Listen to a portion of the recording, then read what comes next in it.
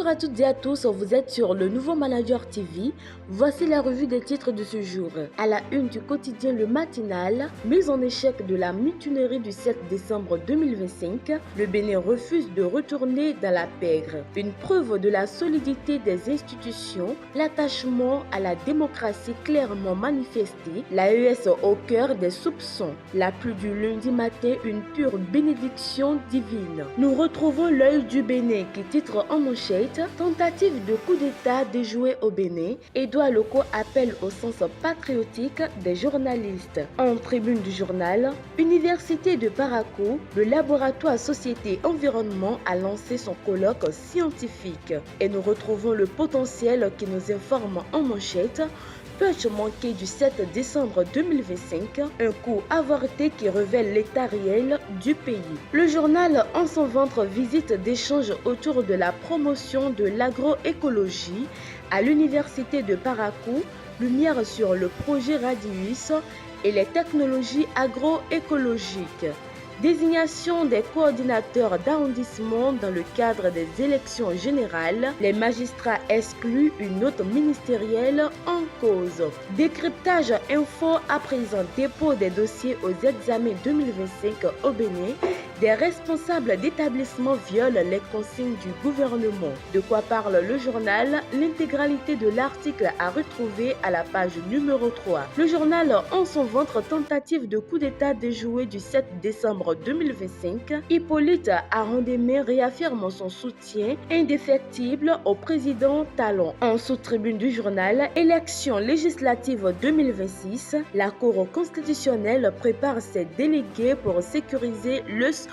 Nous retrouvons le quotidien L'Indépendant qui titre en bandeau cérémonie d'hommage au siège à l'ancien président de la HAC décédé, Édouard Locaux, avec les présidents d'institutions et ministres pour dire adieu à Adam Tessi. En manchette, maires, députés et dignitaires religieux et forces vives dans la rue, Ouida condamne le putsch et soutient Talon. En pied du journal, réaction diplomatique internationale, Washington soutient le Bénin et dénonce les actes de violence du 7 décembre. Nous poursuivons avec le quotidien Nasiara qui nous informe en manchette.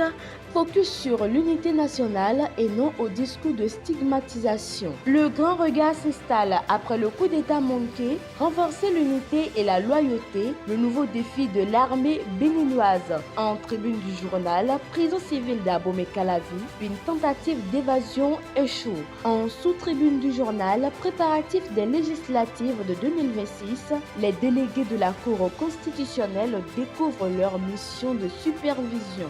En pied du journal, face à la recrudescence des putsch, la CEDEAO prépare une mesure collective dans la sous-région. Nous retrouvons le Béninois libéré qui titre en manchette reconnaissance de bravoure à l'armée républicaine et dénonciation des coups de force.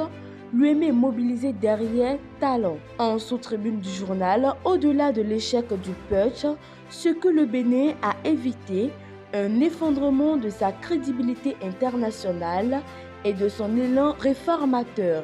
Et pour finir, Éveil Info s'installe et titre en oreille stabilité politique en Afrique de l'Ouest, la CEDEAO passe à l'offensive. En manchette, fête de fin d'année, des liquidations aux allures de piège pour les consommateurs. En pied du journal, après les drames du 7 décembre, l'église du christianisme céleste mobilise ses fidèles pour une semaine de prière. Ce sera tout pour la revue des titres de ce jour. Merci de nous avoir suivis et à la prochaine.